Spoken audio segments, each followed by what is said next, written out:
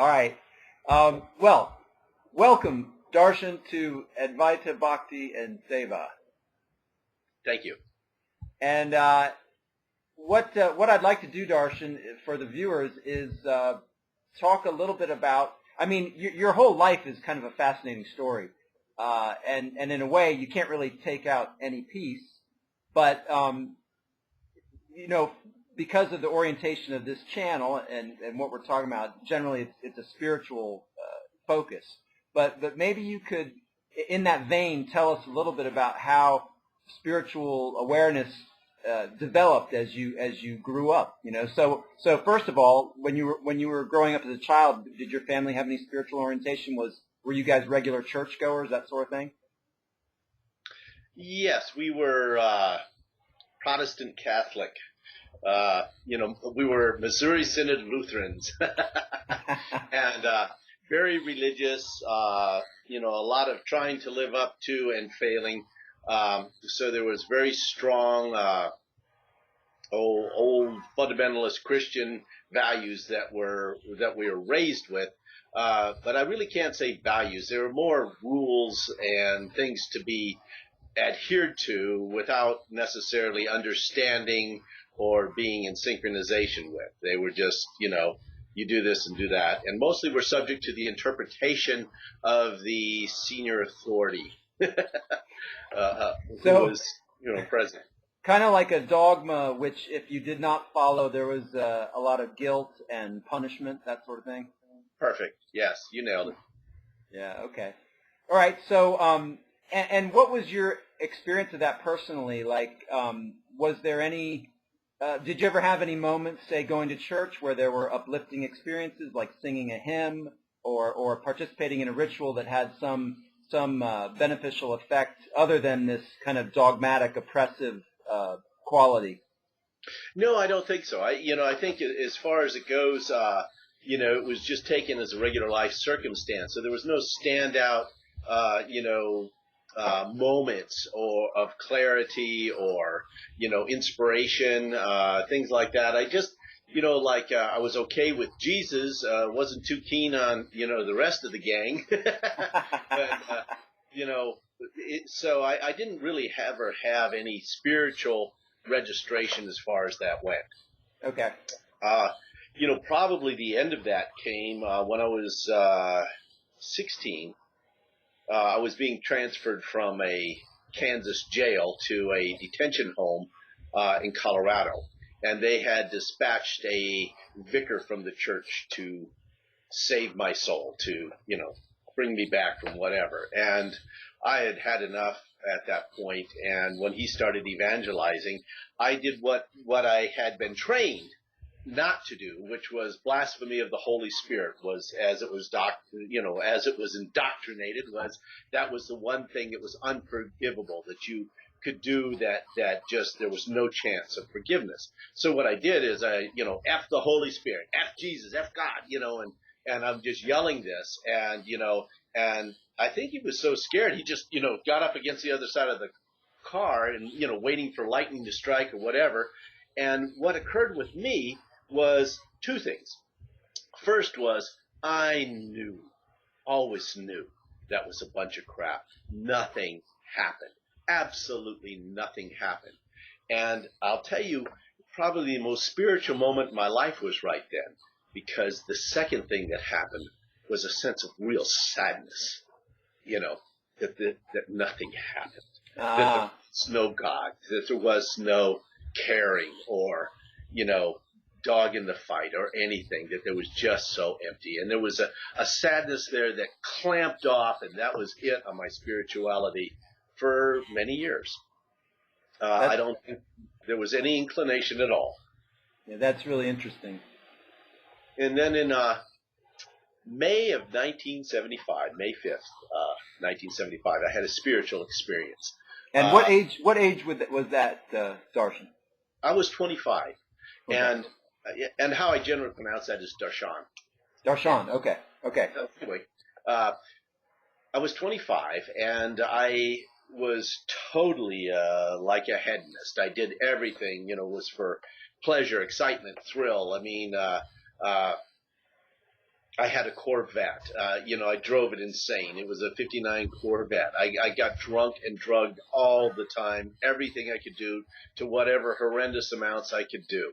And I just left a trail of destruction. I had so much venereal disease and everything just from the way I lived. But what happened is in May of '75, there was nothing left. The body you could poke with a stick, but nothing happened. I was dead. And I tried everything to evoke a sense of anything, but I was dead. And on that night, I had just, gone through the whole mechanics of everything, trying to get something. And I was over at a girl's house, and we had passed all there was to physically do, and for some reason I felt like the only person left awake on the planet. And I don't mean conscious awake. I do mean conscious awake. I mean not asleep. So and I was left with my thoughts. And what happened was just a letting go of everything. I had to think about anything. And just in letting go, I had this experience of myself as nothing.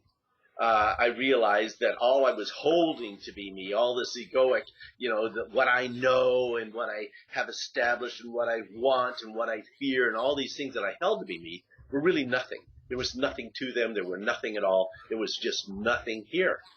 And in that moment of nothingness, I had this overall kind of sensitivity, awareness, whatever you want to call it, to where I could hear the people, my friend's wife screaming, "Don't ever come back. Get away from our house. Get away from us." This is after I had blown a hole through their wall and stuff. And he had asked me if the gun was loaded. And so I pulled the trigger and found out. But anyway, it had been a concrete wall, so it blew up into the house with this 30-06 and, just covered us with stuff. His wife was terrified, but makes for funny stories. But a lot of friendships and stuff ended like this. Yeah. In any So case, let me ask you, this moment where it sounds like you kind of set down the mind for a second. Wait a second. It's more inverse than that.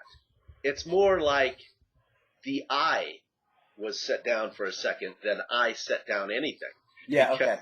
when there was, there's always this first identity we have, I think, in English-speaking cultures of the ego.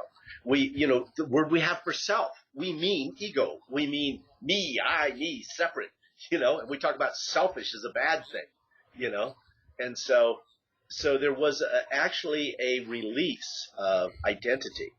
That happened of its own accord. That happened. That happened. Yes, it came to the point to where there wasn't anything there. And what kicked off out of that was ahimsa, which was a desire to do no harm.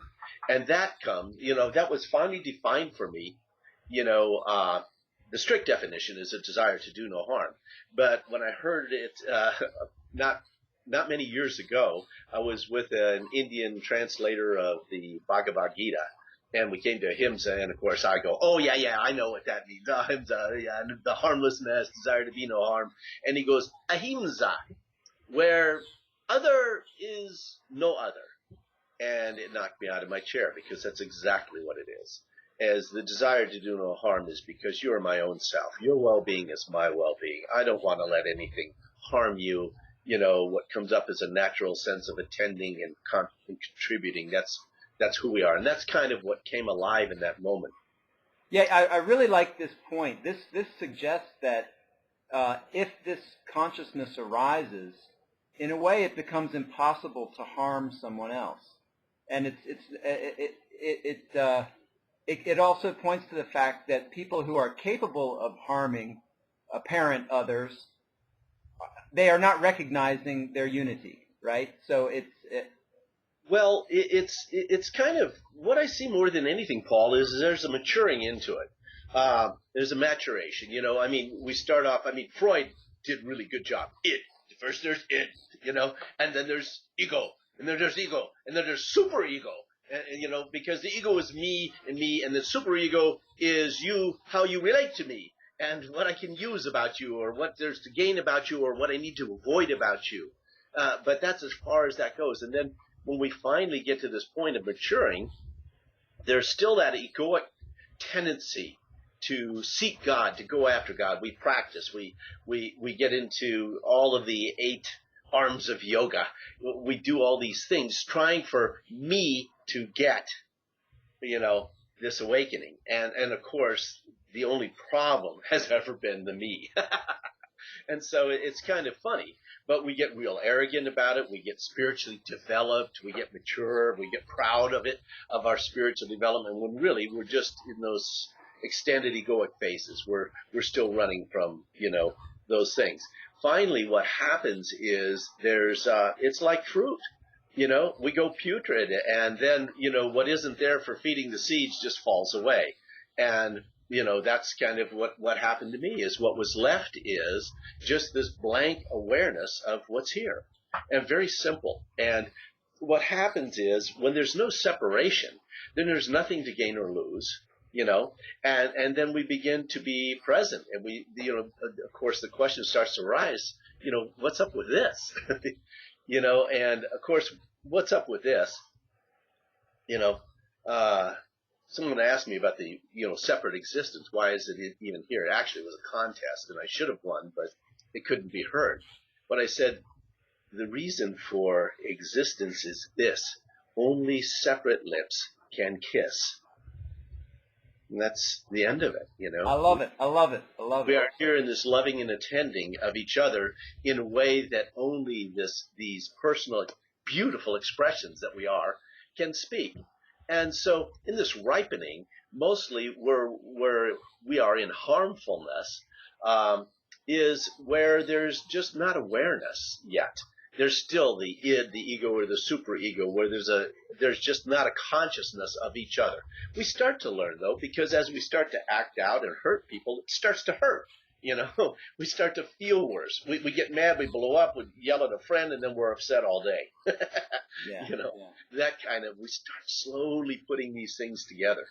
Well, what I'm kind of interested to hear you talk a bit about is from this moment at age 25, where this dawning arises, how did that manifest in transitioning your perceptions and understanding, let's say, in a spiritual sense up until then? So you've been raised in this kind of heavily dogmatic Christian environment, which you had disavowed, which you had recognized was not the full truth, and then you had this moment where the mind stopped, yes, and consciousness became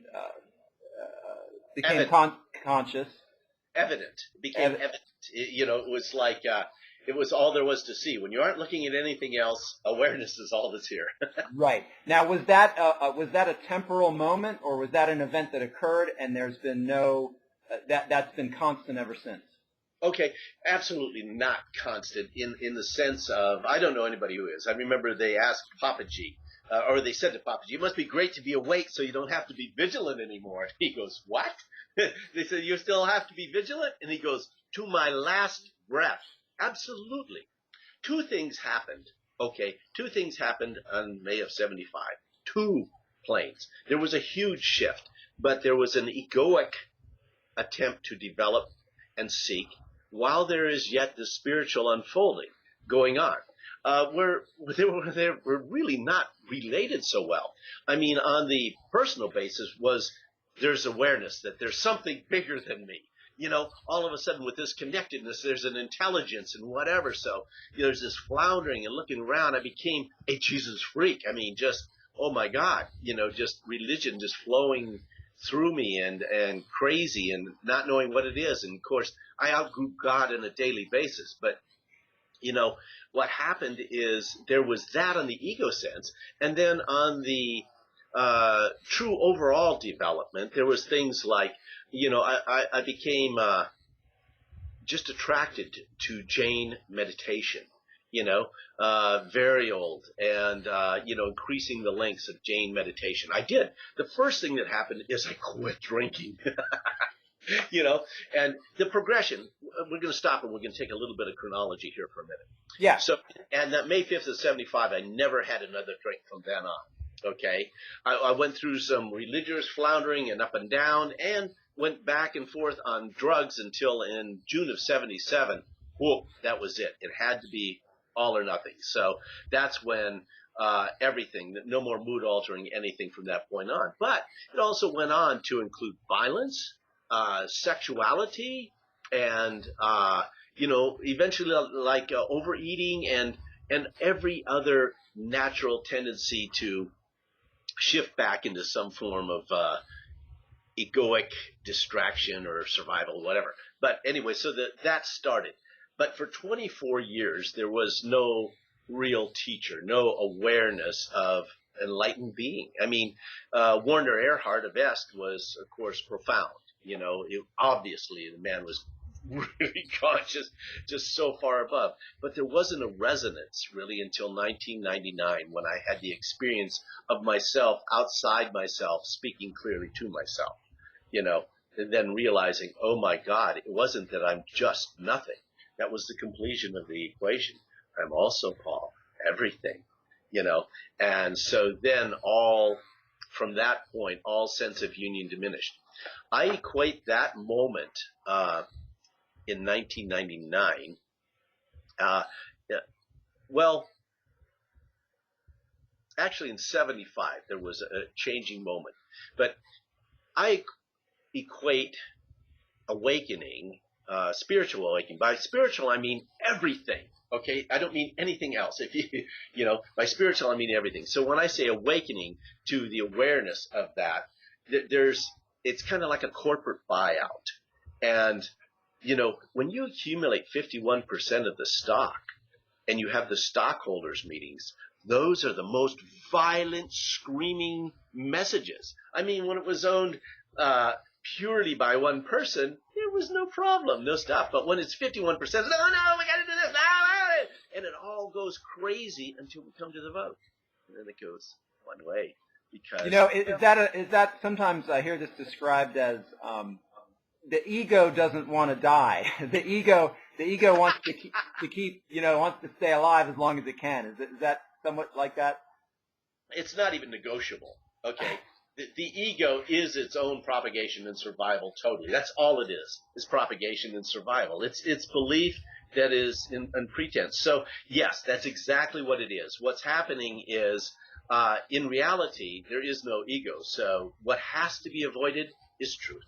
That's at all costs, at any cost. So, but what happens is once there's 51% of the stock accrued, unless we can get somebody to sell something, we're in big trouble here.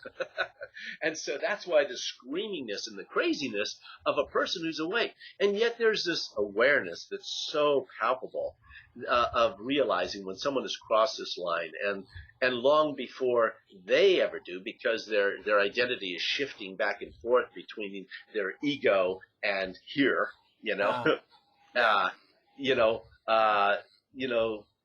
I like that. I like that you're saying that, because you're suggesting there's kind of this progression as the ego, you could say, dissolves.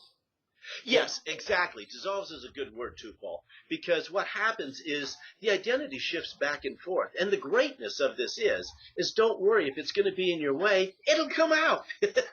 It's like, don't worry if you're lost, God will send a taxi for you. And don't even worry, you don't have to hail it. It will run over you. Yeah. Now, one comment you said, which I'd like you to just say a bit more about, you said, I was growing out of God every day. And by that, do you mean that you're outgrowing God? Outgrowing God every day. By that, do you mean, was that manifesting in your ego's personality in terms of exploring varieties of different religions and spiritual approaches, that sort of thing? Yes, I can give you an example. Like I was taking the religion, making it my own, and believing as I was taught to believe. But then the next day there would be a deeper awareness, and that didn't fit anymore. Probably the biggest one, I call it losing my religion. The day of losing my religion was, I adored Jesus, my first guru, and still resonates from this same place. It's just not only Jesus. Yeah. But in any case, but I had the religion really big, and I had a friend, a neighbor, who was a Buddhist. And I really liked him. He was a good man. And one day I went down there and I was raging because I was out of money. I was broke. I had dug through the refrigerator. There was nothing I wanted to eat, frozen pieces of rotten fish or something. And I was storming around. And he says, "What's wrong?" And I said, it's just terrible. My life sucks and I don't have any food and whatever. He goes, "Food? I have food. Come on." And so he takes me down to his place. He goes, "Here, have anything you want." And oh my God, he doesn't even have a refrigerator, Paul. He's got dehydrated beans and stuff, and he's got some bread and kind of things, but so little. I had way more than him. I just didn't like what I had. Huh. And here he offered me anything or everything that he had. That Wow. kind of shook me up, so I left. And then, it was twisting on me. That's so beautiful. That's beautiful. I went back like a day or two later, and he was in Lotus, and he was meditating. And Where was this? Was this in the States? Where was it? Yeah. This was Southern California, 1976, in a crappy rent-by-the-month hotel. Anyway, so I went up and I saw him in his unit, and he was in Lotus. I started to knock on the door gently, and then I realized, he was smiling so beautiful. And I looked at him and I thought, I can't send him to hell. If he's going to hell, I'm going with him, but I'm not going to let him go. And in that moment, I lost my religion. But, man, the funny thing was, I didn't feel absent from Jesus at all. I just somehow all the beliefs around all the crap just cracked and broke. And so from then, I kind of evolved into nameless religion, so to speak. Like, I don't know how much of my poetry you can still get or whatever, but like I wrote, little aphorisms and things like it's impossible to call God by the wrong name, And yeah. Yes, and that's also flip true because it's impossible to call him by the wrong one, or by the right one.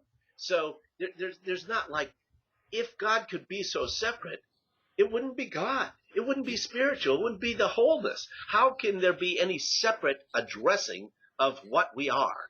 You know what I love about this, Darshan, is I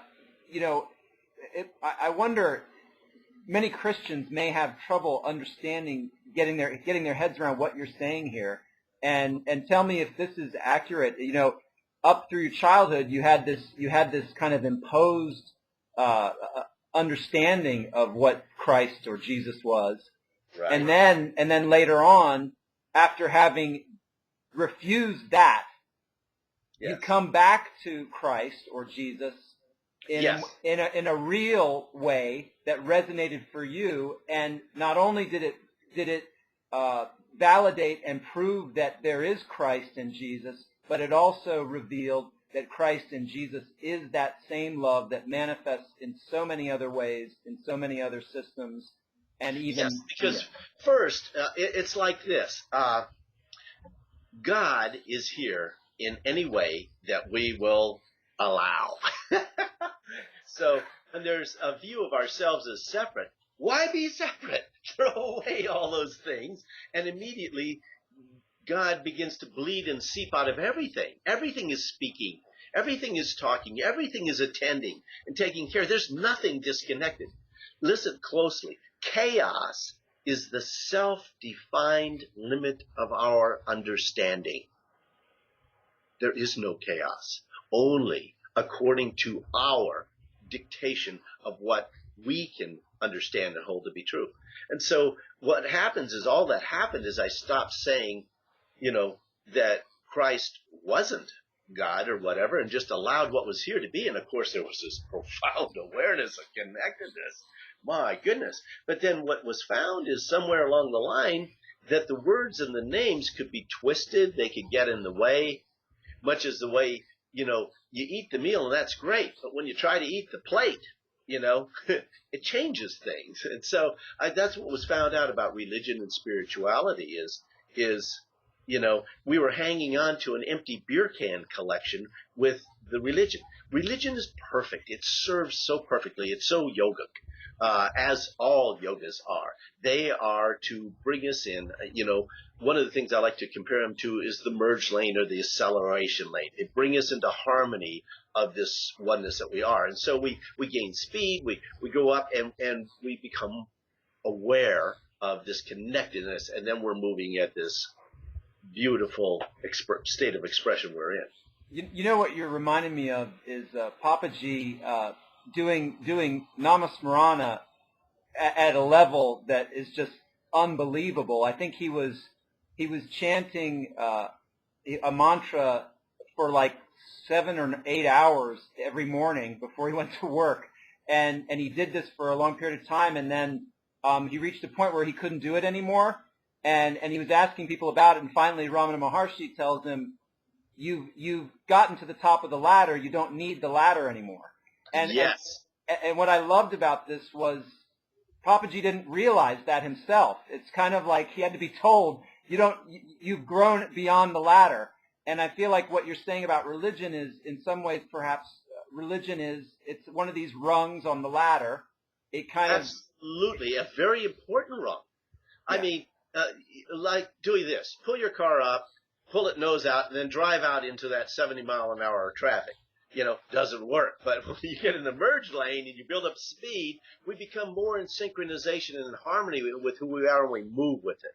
And so it's so few actually have a thing of being dropped on the highway. Most of us have to go through some of this, but certainly we do. Now, speaking of this, see, Papaji was told true, but who told him? Who told him? I mean, because here's the thing, is there's only one. And when there's an exterior guru, I promise you that there is yet an egoic identity, because that's the only way that self will show up as separate, and this connectedness. So when there's an identity as separate, there'll be an identity as connected, yin and yang. And so that guru will attend that until together they become ultimately the same. And in this awareness, and this is what happens when we meet our guru, is what's happened is we finally opened up enough to where there's no resistance that this is my own heart speaking, my own self. And when that connectedness occurs, there's a crack that can spread to everything. It's the little Dutch boys cracking the dam, Yeah. Only we pull our finger out. And so from that awareness of guru, what happens is this can open, and then we realize our own self. So ultimately, Papaji's heart, in attending him, would not leave him in a place where he had gone as far as he could go egoically.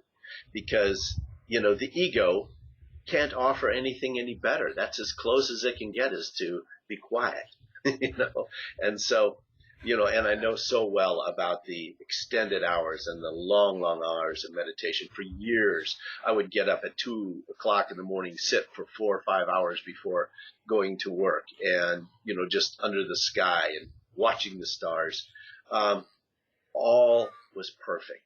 And then one day, just kind of, things change. They evolve, and then pretty soon, sitting under the stars was not different from sitting at the desk, or standing at the stove, or whatever, or lying in bed. Yeah. Or lying in bed. Yes.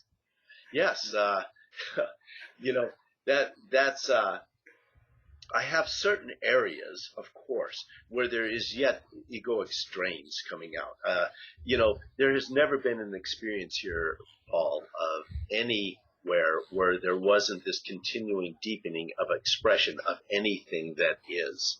And, probably the best example I can give you is in our frame of thinking as humans, the sun is consistent and beautiful and just flawless and perfect. But then, I don't know if you had a chance to view the latest NASA 5-year time-lapse photography of the sun. I have not. My God. Now, that I understand.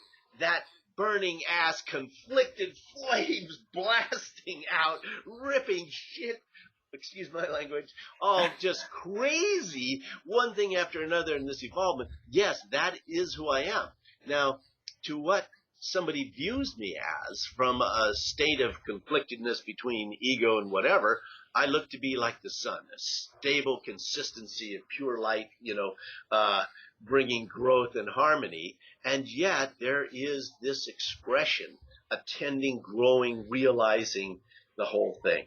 And we are all as this. I promise you that there's people right now, Paul, who fall at your feet and see you as, God incarnate. Oh no. there aren't. But there are none of those. Let me take you a few places.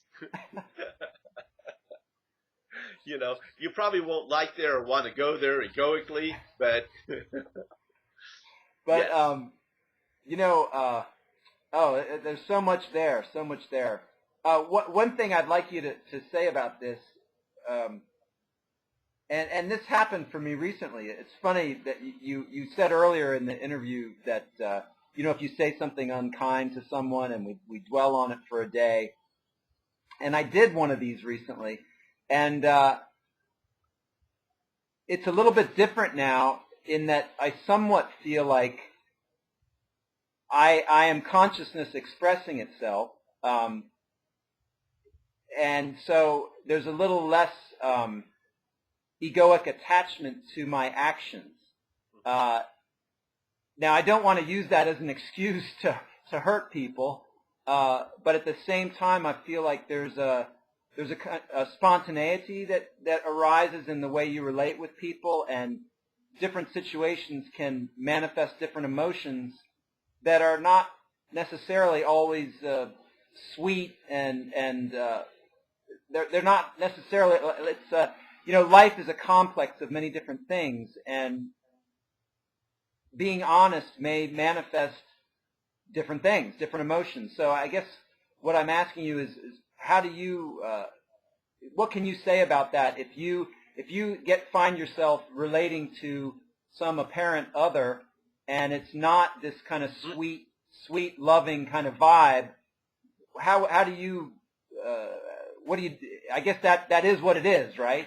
What would you say? Well, that's a really good distinction, Paul, because see, what happens is there's the egoic interpretation of everything. See, the egoic interpretation of love, for instance, is C.S. Lewis covered it really good. Phileas, Storge, agape. The egoic interpretation of love is orgasmic, pleasurable. What makes me feel safe, what makes me, attended, all these other things. Where the spiritual, there is no interpretation of love because it isn't anything else. And so there's a big difference there. But as long as there's an egoic identity, there's a thinking, I know what love is, and there's a thinking this. So what happens is in all these times of, like headbutting, where we run into somebody, what's happening is we're running into what we think we know. That's it. Here's your best friends. Our best friends are these: anger, fear, depression, despair, angst. These are the cues that we have believed something untrue. We have latched onto, and we are not releasing something that doesn't fit with here, something that's not here. And if you look at it, the only way for this to be hell, this here to be hell, Paul, is if we say heaven is somewhere else.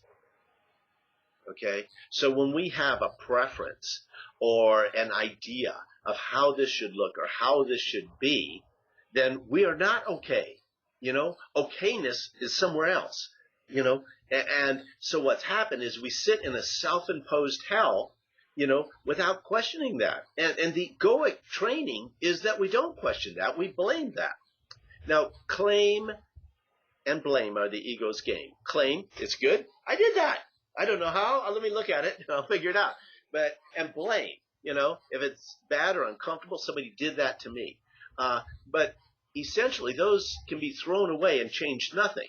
The whole universe moves as a whole, and there's way too many things involved to think, I'm going to change my mind and do this. And we can really try that, but if we really look and tell the truth about life, we're mostly powerlessness. So it kind of unfolds. So these days, what happens is when there's any kind of a rising of outness or upset or distress, there's no looking around. There's a more of a tendency to be quiet and see what is being held here, what is yet remains. Because we make this mistake of thinking that things are repeating and repeating and repeating, different things. And although they might be cyclic, they are never, ever the same. It's like if you take a bolt and you take the threads on the bolt and, going around, they look identical until the nut falls off. Then we realize there was a difference. Something was happening. We couldn't see it. That's all fine and dandy for the cyclic things. It serves for this egoic expression, the body, mind, and whatever. But the awareness that remains here is not needful of that. It does not need the interpretations and the thinkings. In fact, everything that's I shouldn't say worth, the bliss and beauty, the ananda, the great things of life all come under not our thinking of reasoning, comparison, analysis. They all come from a different kind of use of mind, which is listening, which is intuition, insight, inspiration, those things, this inflowing of who we are, into this body-mind experience, this inflowing. So this is the right use of mind, is in this listening. Now, we're all, by the time we are the ages that we are so well developed. We've got all the knowledges we need, and what we yet need will come. We don't even need to camp out for it. The phone will ring. Stuff will come up. You see it all the time when you pay attention. How much, wow, I was just thinking of that yesterday. Or, ooh, I just picked one of those up from the thing, Yeah. Those coincidences. Now, when we notice them, we begin to start to see that this whole thing is a flow, and we're just moving with it. And when we face the flow, we see what's coming. We know when to duck, and it's simple. The sayings, oh, I was hit from behind, or I was blindsided. That comes from not facing, where we are, where we're going. We're looking in another direction, looking for something that isn't here. Mm. And so it's simple enough as we start to quiet to just pay attention. Let me tell you that, yes, yoga and these things have places in our lives. Is there a right one? No, not particularly. What there is that's trustable is our own awareness, because I promise you that your resonance with whatever is unfolding in front of you will be absolutely safe and trustable. And it doesn't matter if it's some religious fanatic teacher carrying on, you will hear what you need to hear. Truth can speak out of a pig's ass. I am proof of that. It just doesn't matter your level of ignorance or upset when there is truth to be heard, when there is a listener, when there is someone whose heart is open to hearing truth, it's going to come out. And your whole life is going to run that to you. Like Jesus said, the stones themselves would speak. If there's not an avenue for this lovingness to be here for you, Paul, if it's not coming over Skype and this thing goes down, then the flowers in the window are going to deliver it, or the bird that comes and speaks to you. Who knows? But what I'm saying is we're trustable, and this resonance is trustable. And the thing that teaches you how to go up an on-ramp or use this one, or, we're going on the 42nd Street entrance rather than the Martin Luther King entrance. I mean, it's just, we're trustable, and I can't stress that enough. I want you to be exactly like Paul Kelly. You're my dear beloved friend, and to any extent that you'd be like me would be my loss. Do you remember when I came out and I was with you, we walked outside and your buddy had dug that hole through the compacted base of that parking lot, that prairie dog who emerged in the center of that parking lot. I am a man who worked construction and paving all my life, and that base is so hard. I mean, you can take a grown man with a pick, and he's going to take, 40 minutes to dig through that. And here's that prairie dog came up in the middle of the lot, and I related with him, That was such a wonderful gift that he did that right while we were there. That's funny. That's funny. Do you remember him? I remember having those guys out there. I don't remember that specific event. But, yes, he came out in the parking lot. Most of the guys were out in the fields and the nice soft dirt or the grass, and that one guy came right through the base of the thing. I don't think he spent long there because, dodging cars is not near so much fun. But, sometimes our path of awakening, well, all the time, our path of awakening is exactly the path we need to work us out or bring us to the point of contribution that we need to be at. That's all we are, is a contributing and a serving and a loving of one another. That's it. And so we are trustable in what emerges. And, I know there's a lot of attention on New Age and there's, different things that are coming out that are quite extreme. But there's a lot of validity in a lot of it too. And so it's best not messed with or gotten righteous over, because if there's something that emerges there, it really serves. The funny thing is just a couple weeks ago, I was with a friend of mine doing a raw foods seminar with him, and it was great. And we were dealing with the raw foods, and we were talking about the natural, protective toxins and things that are in things and preserving themselves. I mean, it's the thing that keeps seeds sacred for 3,000 years. But just in the rinsing and washing this away and bringing it into our life frame, things are released and the life force comes to us.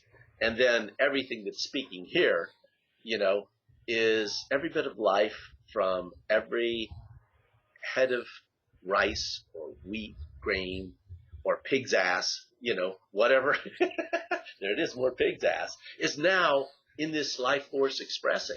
That bacon is now speaking in a way of attending. And we are this life flow, Yeah. So, totally lost whatever question we had at one point. So I like that. Yeah. I like that because you're kind of hovering around something I did want to ask you about. In a way, you've already addressed it, but that it can seem like there's two levels. There's this level of the world in which all these physical, material, like ego-related phenomena are occurring, and then there's this awareness or consciousness within which that all occurs, yes. That's actually driving the boat. Yeah. Back to when I said when I had that experience in 75, there's the ego chasing its own program and course of what it's going to develop, what I'm going to develop out of this to ride this Jesus horse, get what I want, go where I want to go with this thing. There's the ego part. And then there's the spiritual part, which is humbly moving along and is the real movement of life. The real one that's got me, running the Jane meditation and deeply, going in and going for the 24 minutes and then opening our eyes when I'm sure it's been 40 minutes or an hour and it's been 3 minutes or something, while this discipline unfolds and starts to quiet and bring things about. Yes, there was certainly the view from ego and the view from here, what's really going on. In fact, I wrote a poem just this morning. It was death and freedom are the very same. It's just what they're being viewed from, And yeah, if you're looking from here, there's freedom in everything that you've let go of, and everything that's ended is perfect, And if you're looking ahead from ego, we die, here's death, it's coming, and so we suffer at the death of any concept held to be us. That's why every stress will be the death, the threatening death of something that we hold to be needed, wanted, or identified with, And so would you say that that your ego, the quality of your ego, I guess what I want to ask is, you still have an ego, or let's say your what might be called the ego somewhat manifests from Darshan, but is that ego somehow diminished or minimized or lessened in comparison with the ego that was there at 24?